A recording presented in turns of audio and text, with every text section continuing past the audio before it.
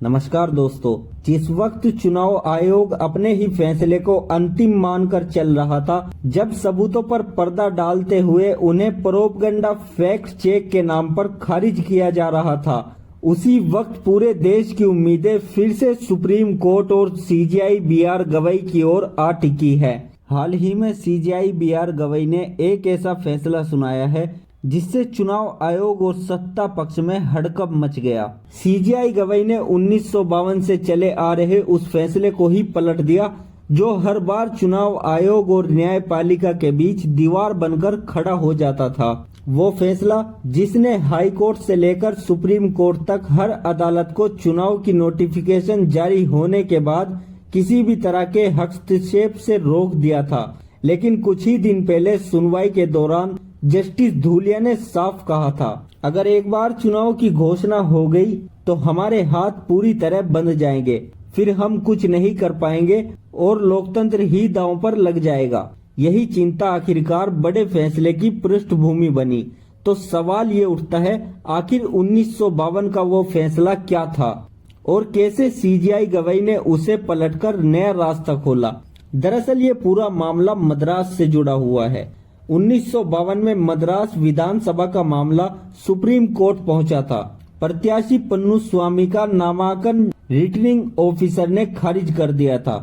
उन्होंने high court का दरवाजा खटखटाया, मगर कोर्ट ने कह दिया नोटिफिकेशन जारी हो चुका है, अब हम इसमें कोई दखल नहीं दे सकते। पन्नुस्वामी ने हार नहीं मानी और वो सुप्रीम कोर्ट गए।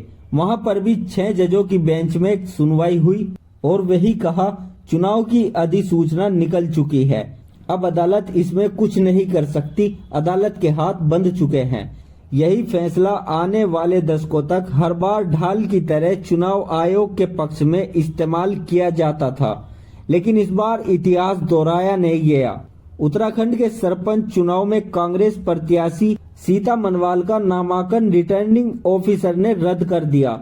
वो नैनीताल हाईकोर्ट गई और अदालत ने उनके पक्ष में आदेश दे दिया।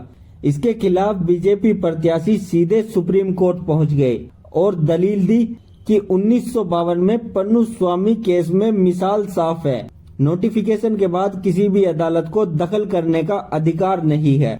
किस मामले पर कौन से जज सुनवाई करेंगे, इसका फैसला जस्टिस सीजेआई बी.आर. गवई के हाथ में है और जस्टिस गवई साहब ने इस केस को अपने पास ही रख लिया।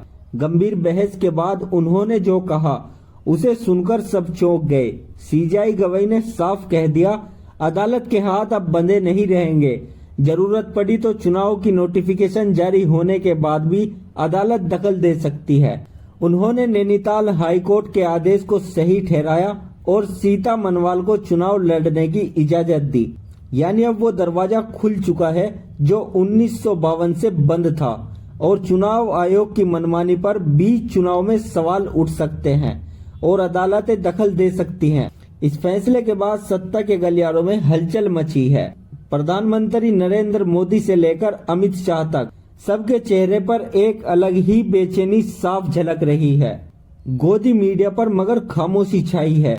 गोदी मीडिया को साफ हिदायत दी गई है, प्रमुखता से मत दिखाना। लेकिन सीजेआई बी.आर. गवई का ये फैसला इतिहास में दर्ज होगा, क्योंकि जिस फैसले ने 70 साल तक अदालतों के हाथ बांध रखे थे उसे अब पलट दिया है। अब लोकतंत्र के पहरेदारों के पास फिर से हस्तक्षेप का अधिकार है और यही बदलाव चुनावी राजनीति के खेल को हमेशा के लिए बदल सकता है। दोस्तों, आपको क्या लगता है, क्या सीजेआई बी.आर. गवई ने इस फैसले से लोकतंत्र को एक नई पहचान दी है? CJI B R. गवई के इस फैसले से आप उनको क्या कहना चाहेंगे, आप हमें कमेंट में जरूर बताएं।